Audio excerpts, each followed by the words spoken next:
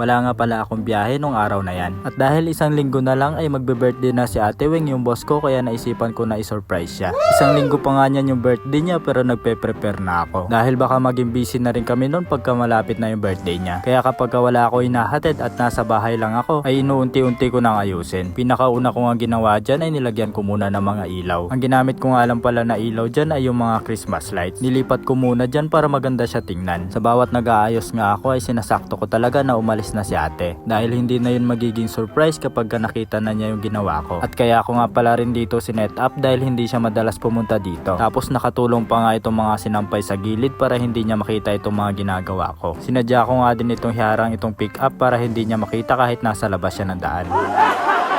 Sunod naman na ilalagay ko itong mga plastic na damo. Pero dahil hindi kakasya kapag nilagyan ko lahat, kaya ginupit-gupit ko na lang. Ginupit ko nga niya ng pahaba para magkasya siya ng paikot. Gusto ko nga sanang takpan lahat ng bakal ng ganito pero hindi siya kakasya. Habang nag-aayos nga ako dyan ay biglang nagyaya si kuya na pumunta ng San Fernando. Sakto nga at tumingin na rin ako dito ng mga pwede kong idagdag dun sa mga ginagawa ko. Pero dahil kulang yung budget ko kaya ito na lang munang mga paso yung binili ko. Feeling ko nga ibagay siya na nakasabit dun sa mga bakal. Tig 37 pesos lang naman siya kaya bumili na ako niya ng 6. Habang nag-iikot-ikot nga ako ay nakakita ako nitong napaka-cute na videoke. Wow. Sabi ko nga sa tendera ay baka pag kumanta ako ay lumiit din yung boses ko. Marami nga din ako nakita dito ng mga design na pang birthday. Pero hindi muna ako bumili dahil sa isang linggo pa naman yung birthday ni ate. At isa pa ay wala pa tayong budget doon. Sunod naman ay pumunta ako dito sa nagtitinda ng tinapa dahil nag-request yung boss ko na gusto daw niya mag-ulam ng tinapa. Bumili na din ako ng talbos kamote, talong at nitong okra. Pagkatapos ko maihatid sa kotse itong mga napamili ko at bago rin tayo umuwi ay nagmerienda na muna ako. Dito nga pala tayo magmemerienda sa paborito ng lahat, itong tusok-tusok. Ang binili nga pala natin dito ay itong calamares. Tapos kapartner niya pa itong napakalamig na buko. Wow. Kaya naman solve na tayo dyan.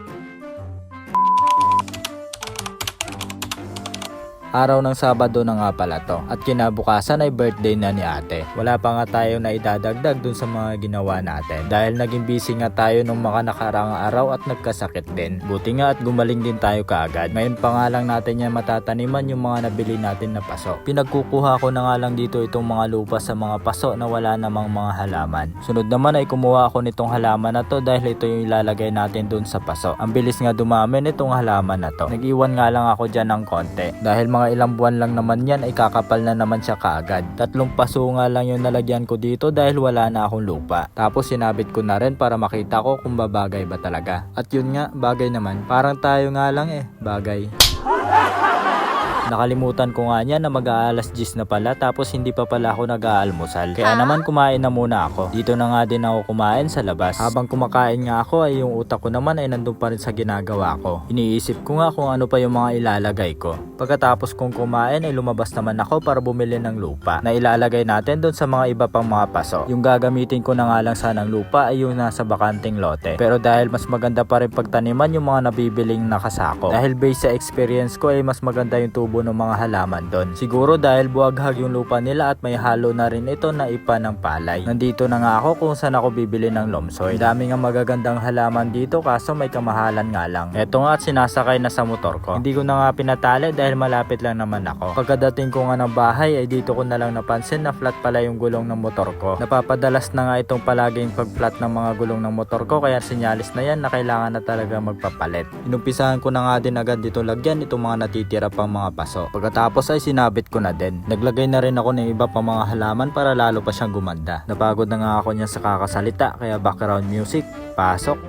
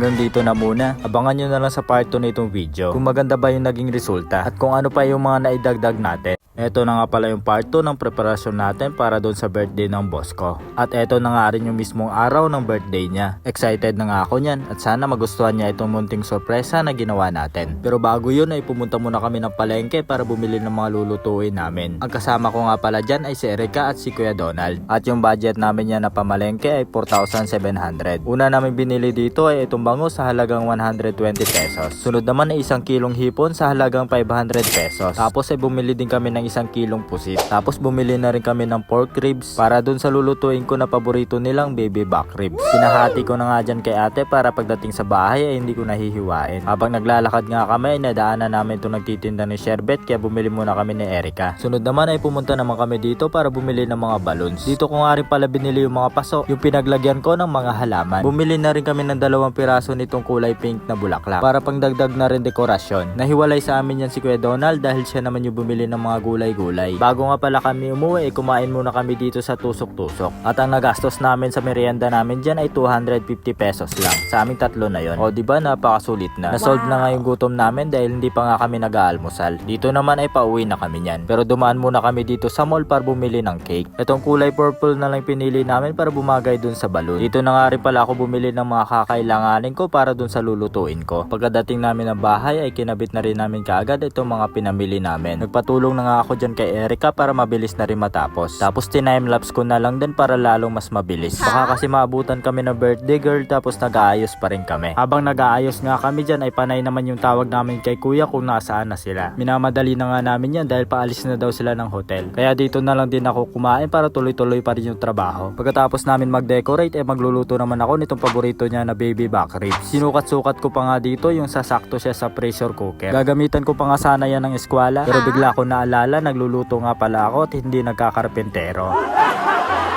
Tapos ay naghiwa na rin ako ng bawang. Nilagay ko na nga din dito lahat ng mga pampalasa. Pagkatapos ay sinalang ko lang siya ng mga 40 minutes. At ang bangungan ng niluluto ni Kuya Donald dito na piniritong pusit. Habang hinihintay ko na lumambot itong niluluto natin, ay inayos naman namin ni Johnny itong lamesa kung saan kakain. Bigla nga tumawag si kuya niya na malapit na daw sila. Kaya dali-dali kami naghanap ng kumot para pantakip namin dito. Dahil maliwanag pa nga at gabi namin binabalak na ipakita itong ginawa namin. Mas maganda kasi siya kapag gabi dahil din sa mga ilaw.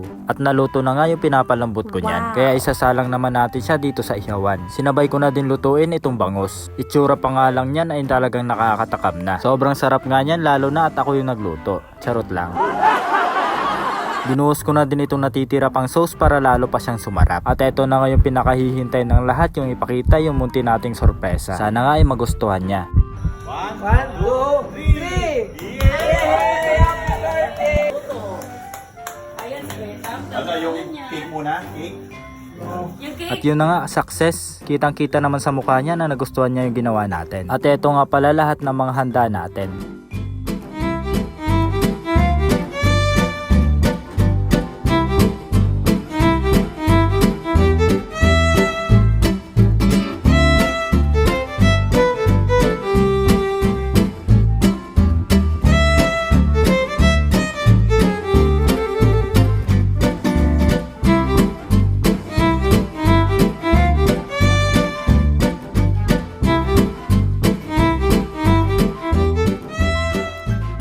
At pagkatapos nga ng picture taking ay oras na para kumain. Pero hindi pa nga pala namin siya nakantahan kaya kumanta na muna kami.